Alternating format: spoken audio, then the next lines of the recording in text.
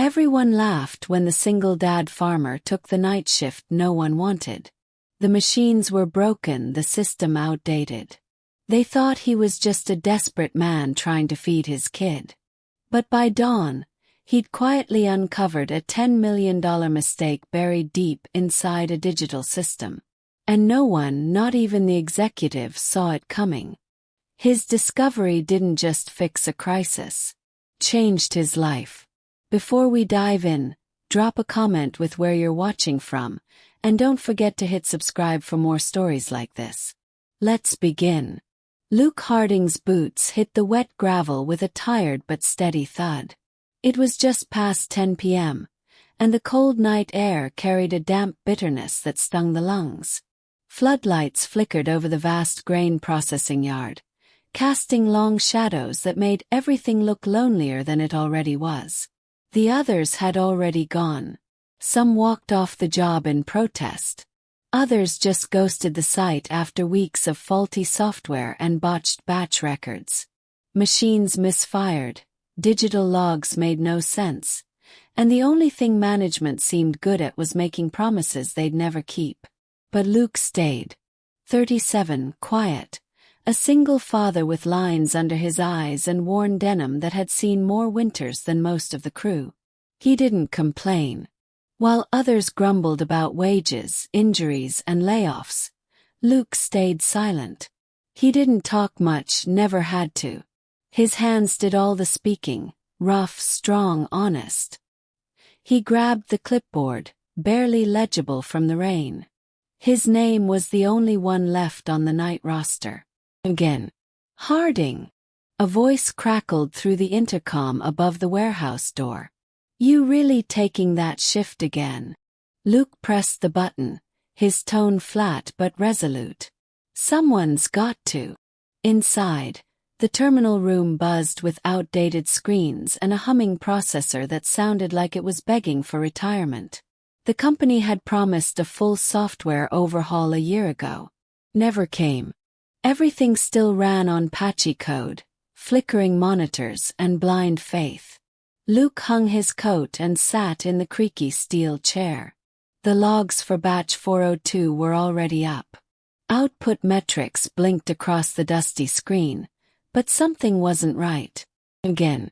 He leaned in. Production totals didn't match the export volumes. Just like last night. Just like the night before that. This wasn't a fluke. It had happened before. And Luke had noticed it. Not once, not twice, but nearly a week straight. Subtle, almost invisible. Just enough to be dismissed as human error. But not to him. He pulled out a crumpled notepad from his back pocket and flipped through pencil-marked pages filled with time logs, weights, and discrepancies. One page was circled in red. Another had the word "why" underlined 4 times. He wasn't a coder. He wasn't trained in data analysis. He was just a man who grew up fixing broken things. Broken tractors, broken irrigation pumps, broken friendships. And a broken heart. After his wife left 3 years ago, he'd learned something. Patterns always meant something. Outside, rain hit the roof in a constant, lonely rhythm. Somewhere down the road, his daughter Emma slept curled up on a warm couch inside their aging mobile home. The heater had broken again, so Luke had used old blankets and a hairdryer plugged into a power strip to keep her warm before he left for the shift. He always checked twice before locking the door behind him. Always. His eyes flicked back to the screen. The error pattern was consistent. The outgoing shipment weights were lower than the processed data logs. The system said one thing, but the trucks weren't carrying that volume. Someone or something was skimming. He opened the maintenance log. Nothing. No alerts. Then he dove into the code display. Not to fix anything. He didn't know how. But he'd seen this interface enough to know where to look. And then he saw it. One line of code blinked irregularly. Command line that didn't belong. It was masking output values, shaving small percentages off each batch, diverting totals. It was clean, hidden under system diagnostic layers. The kind of edit that only someone on the inside would know how to write. He stared at the line for a full minute, jaw tightening. This wasn't a glitch. It was fraud. It was subtle enough to look like software decay. But it had been running for at least 2 quarters. On the surface, it looked like a 1.8% variance. In reality, it was millions of dollars in lost grain. He stood up slowly and walked to the old printer. He ran a report, then a second. The machine groaned like it was dying with every sheet, but finally spat out enough evidence to show a trail. He flipped the report over and scribbled on the back. Discrepancy confirmed. 1.8% off-grid output loss. Pattern consistent. Matches suspected manual code insert on line 57. SD impact. $9.7 million to $10.3 million. His hand trembled as he wrote. This was bigger than he could have imagined. Someone high up was going to prison if this ever got out. A quiet knock on the door jolted him. He turned fast, papers clutched in his hand like a shield. It was Marco, the morning shift guy. Young, jittery, mostly harmless. "Dude, why are you still here?" Marco asked, glancing around. "You look like you saw a ghost." Luke forced a breath. "Just wrapping up."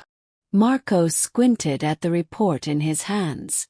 "That about batch errors. Everyone's been blaming the loader." Luke said nothing, just nodded. "Guess it's just dumb luck you caught it."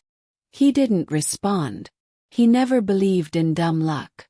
After Marco left, Luke folded the papers and slipped them inside a sealed envelope.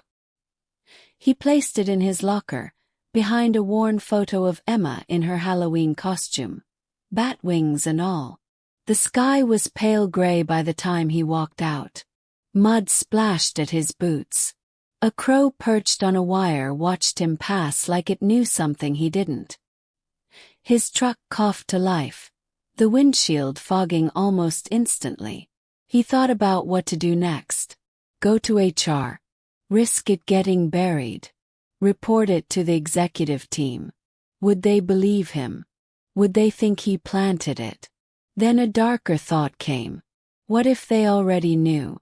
As the tires crunched down the gravel road, Luke couldn't shake it. Somewhere, someone had been skimming tens of thousands of dollars, every week, for over 6 months. And no one had stopped it. 'Cause no one was looking.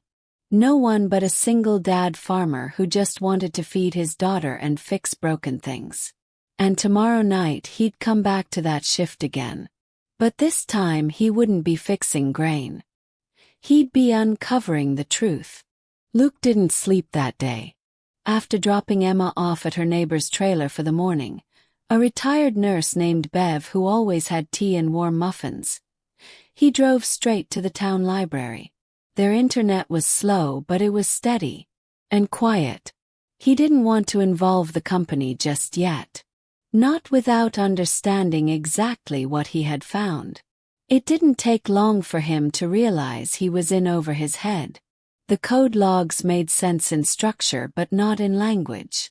Someone had intentionally masked output, redirecting inventory numbers to shadow values. Closed loop. He printed what he could. Cross-referenced inventory truck schedules. He noticed something strange. One transport company kept appearing every third night. Delta Hull 79. He called their number. Disconnected. He checked the shipping manifests. The Delta Hull trucks were marked as standard dispatch. But according to the system, they were supposed to carry 2.4 metric tons. Their actual weight, closer to 3. That missing 0.6. It was unaccounted for. Every single time. That night Luke arrived at the yard early. He didn't clock in. Instead, he stood behind the grain tower on the hill, watching the gate like a hawk. At 2:11 a.m., a Delta Hull truck rolled in. No one escorted it. No lights came on in the main office. No way in at the digital kiosk. Just a silent handoff. Luke squinted. He recognized the silhouette walking up to the cab. Limp. A jacket with a corporate logo. Brad Connors, head of operations. Luke's heart kicked against his ribs. Brad loaded something into the cab. Paperwork, maybe. Then the truck drove off without so much as a beep from the scales. The next morning, Luke didn't go home. He sat in his truck and waited until the HR manager showed up. He handed over the printed logs, photos, the shipping manifest. He didn't say much. Just, "You need to see this. I've been watching for weeks." The woman, Kim, mid-50s, sharp eyes, took one look and her expression changed. From confusion, to concern, to fear. "We need to escalate this," she said. They walked to the corner office on the third floor. The glass windows overlooked the entire processing yard. The man sitting behind the desk was Douglas Baird, the VP of operations. He was known for cutting costs and trimming excess. Luke explained everything. Quiet. Measured. No drama. When he finished, Baird leaned back in his chair. Silent. "You're telling me," he finally said, "that you alone discovered a multi-million-dollar embezzlement ring, using a pencil, a night shift login, and a clipboard?" Luke didn't flinch. "Yes, sir." Baird let out a breath. Then he stood up, went to the window, and muttered, "Holy hell!" Within 48 hours, the company launched a full audit. Brad Connors was suspended. When they examined his credentials and system access logs, everything Luke claimed checked out. It was worse than they thought. Over $10.4 million had been rerouted through fake manifests and ghost halls. The money, pocketed through fake invoices and offshore accounts tied to shell vendors. The night shift no one wanted had been the perfect cover. Minimal supervision. No digital oversight. And it would have continued, if Luke hadn't noticed one broken number, and asked why. The story went viral inside the company. They offered Luke a bonus. He refused it. "I just want the systems fixed," he said. But the board didn't want it to stop there. They wanted a press release. Company image reboot. "Single dad saves company from $10 million fraud," the headline read on the corporate site. Local news picked it up. Then regional. 1 week later, Luke found himself sitting in a brand new break room, staring at a letter. It had a seal at the top. Henderson Agricultural Tech Institute. Inside was a full scholarship for a certificate in systems management, sponsored by the company, and a new job offer. Night systems supervisor. Double the pay. Full benefits. 4-day workweek. He almost laughed. Emma squealed when she saw the check. "You're famous, Daddy," she giggled. He smiled, folding her into his arms. "I don't care about being famous, baby. I just wanted to make sure you stayed warm." 1 month later, Luke walked into the same yard. The terminal room had been remodeled. New chairs, new screens. A full IT team installed better security protocols. People actually wanted the night shift now. But Luke didn't take it. He was now in charge of training those who did. Every Friday before shift change, he'd bring in 2 extra muffins from Bev's kitchen and hand them out to the newest hires. Not as a reward, as a reminder that some of the most broken systems only need one honest hand to fix them, and one father who refuses to give up.